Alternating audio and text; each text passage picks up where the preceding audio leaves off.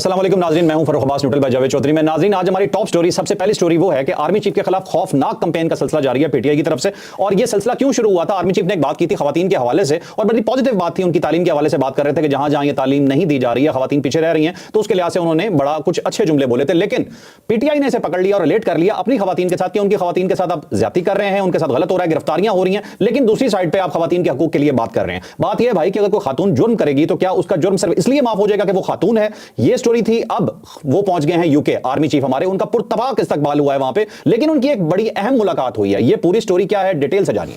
अब military academy है England की सैंडहर्स्ट, और वो बड़ी मेन मिलिट्री एकेडमी है। बल्कि बड़ी दिलचस्प बात यह है कि सब कॉन्टिनेंट के अंदर जब गोरा यहाँ पे था तो सिकंदर मिर्जा, जो कैप्टन सिकंदर मिर्जा थे उस वक्त, वो पहले सोल्जर थे हिंदुस्तानी जिन्हें सैंडहर्स्ट में दाखिला मिला था, और वो वहाँ से पढ़ के पाकिस्तान आए थे, सब कॉन्टिनेंट आए थे, और उसके बाद उन्होंने यहाँ पे आर्मी के अंदर बड़ा काम किया। फिर उनका ट्रांसफ़र हो गया वहाँ से पॉलिटिकल एजेंट के तौर पे, क्योंकि उस वक्त सबसे जो बड़ा ब्यूरोक्रेसी के अंदर कोई ऑप्शन था तो वो पॉलिटिकल सेक्शन था। तो वो फिर पॉलिटिकल काउंसिल बन गए और पॉलिटिकल एजेंट बन गए, और फिर सब कॉन्टिनेंट के अंदर उन्होंने बड़ा एक्सेल किया।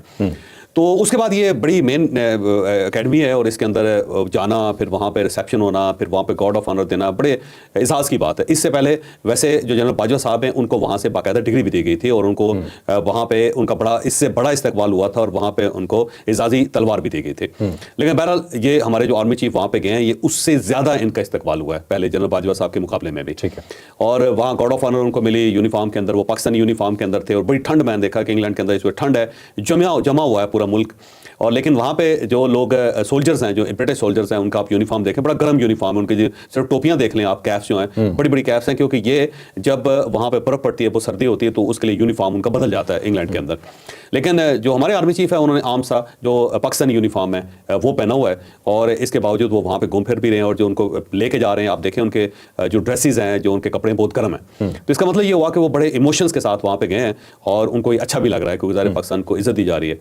फिर वहाँ पे वज़ीर दाखिला के साथ उनकी मुलाकात है, जिसके ऊपर बड़ा चंबा है कि वज़ीर दाखिला के साथ इनकी मुलाकात क्यों हो रही है। तो मेरा ज़ाती ख्याल यही है कि ये जो ट्रोलिंग होती है इंग्लैंड से अंदर से बहुत सारे लोग वहाँ पे बैठे हुए हैं, और दूसरा इमरान खान साहब का ज़ाहिर है वहाँ पे एक फैमिली के साथ ताल्लुक भी है, और वो वहाँ पे जो लॉबिंग कर रही है अफवाज पाकिस्तान के खिलाफ। तो मुझे लगता है कि वज़ारत दाखिला में अगर मुलाकात होगी, या वज़ीर दाखिला से या सेक्रेटरी दाखिला से मुलाकात होगी, तो डेफिनेटली वहाँ पे ये बात होगी कि आप जो हमारे लोग हैं हमारे हवाले कर दें, या फिर उनको कंट्रोल करें कि वो पाकिस्तान के अंदर अफरा तफरी ना फैलाएं। और दूसरा जो अफगानिस्तान का इशू है वो भी मेन इशू है, और पाकिस्तान उसके ऊपर बाकायदा लॉबिंग कर रहा है इस वक्त। ज़ाहिर है जो इसाक डार साहब हैं, डिप्टी प्राइम मिनिस्टर हैं, वो यूएन के दौरे पे हैं, वहाँ पे उन्होंने सेक्रेटरी जनरल से मुलाकात की, और वहाँ उन्हें कहा कि अफगानिस्तान के अंदर जो टीटीपी को सपोर्ट की जा रही है, तो अक़वाम मुत्तहिदा को चाहिए कि वो अपना असर इस्तेमाल करे, और तालिबान के ऊपर अगर कोई प्रेशर डाला जा सकता है तो वो प्रेशर डालना चाहिए। तो पाकिस्तान इस लिहाज से भी बड़ा एक्टिव, और पाकिस्तान ये चाहता है कि अफगानिस्तान के अंदर से मामला को कंट्रोल किया जाए, कि कम से कम एक साइड जो है वो पाकिस्तान की महफूज हो। वहाँ पर इंडिया ज़ाहिर रीअलाइनमेंट कर रहा है, और ज़्यादा खौफनाक कर रहा है, और उससे ज़ाहिर पाकिस्तान वरीड है।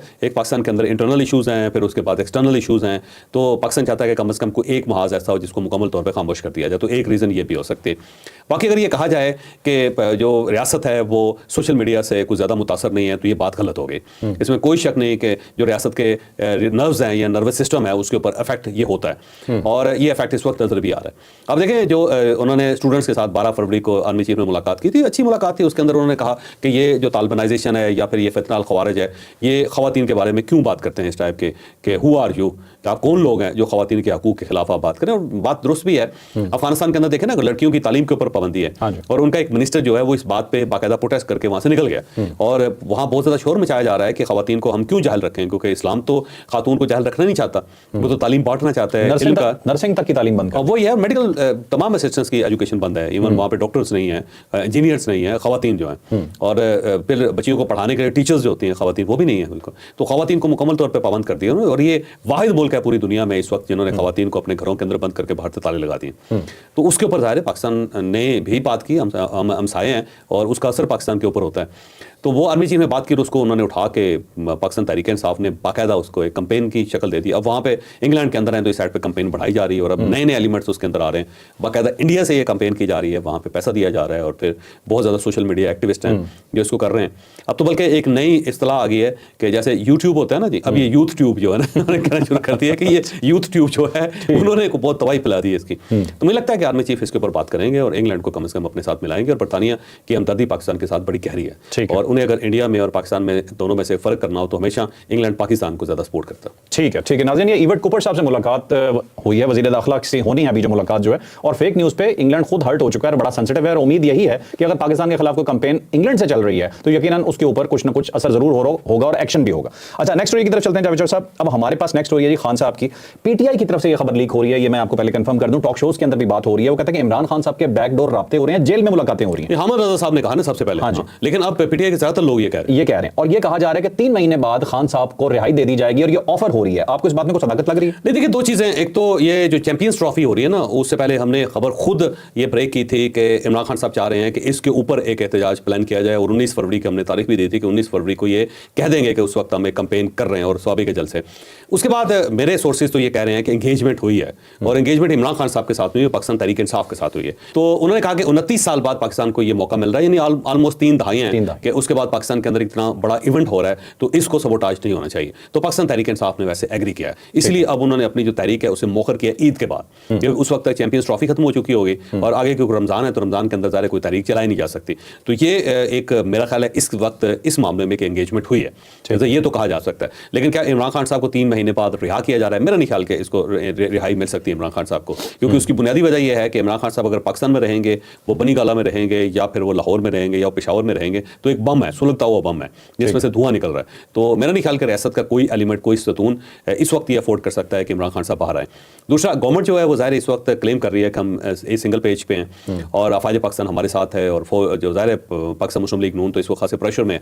जब इमरान खान साहब को रिहा कर दिया जाएगा तो फिर पंजाब के अंदर भी हालात मरीम नवाज साहबा के हाथ से निकल जाएंगे, वफाक के अंदर भी मियाँ शहबाज शरीफ साहब कमज़ोर हो जाएंगे, और ये जो इकॉनमी इस वक्त थोड़ी सी ट्रैक पे आई है वो भी डीरेल हो जाएगी। तो मेरा नहीं ख्याल कि कोई शख्स इस वक्त अफोर्ड कर सकता है कि इमरान खान साहब को ला के इकॉनमी का बेड़ा गर्क कर लिया जाए, और ये जो इस वक्त स्टेबिलिटी आपको नजर आ रही है उसको सबोटाज कर दिया जाए। ठीक है, तो एंगेजमेंट एक है, लेकिन दूसरा जो है ना, ये 3 महीने बाद वाला इंप्रेशन है एक, और पाकिस्तान तहरीक इंसाफ का कमाल ये है कि वो करती रहती है 2-3 काम। एक तो इमरान खान साहब की सेहत बहुत ख़राब है, ये हर 2 हफ्ते बाद इस किस्म की खबर लीक होनी शुरू हो जाती है, और दूसरा वो ये कहते हैं कि जी इमरान खान साहब जो है ना अगले 15 दिनों में आ रहे हैं, 2 महीनों में आ रहे हैं। 3 महीने तो बहुत बड़ा होना, बड़ी छलांग लगाई है। ये तो वो कह सकते थे कि 1 हफ्ते की मार है, बाकायदा तारीखें दे दी गई थी, आपको पता है कई बार के अब ये हो रहे हैं 15 दिन के। तो ये उनका दूसरा उनका एक प्रोपेगेंडा जो हमेशा करते हैं। और तीसरा ये है कि वो कैंपेन चलाते हैं हमेशा फौज के खिलाफ, ये उनका एक स्टैटिक किस्म की पोजीशन है कि ये काम तो हमने 3 करते रहना, ख्वाह कुछ भी हो जाए। ठीक है। इन्हीं कामों में एक काम और भी है, वो है जी लॉबी करना मुल्क से बाहर, और आरिफ अलवी साहब लॉबी कर रहे हैं इस वक्त अमेरिका में बैठ के। किसके साथ कर रहे हैं, किसके लिए कर रहे हैं,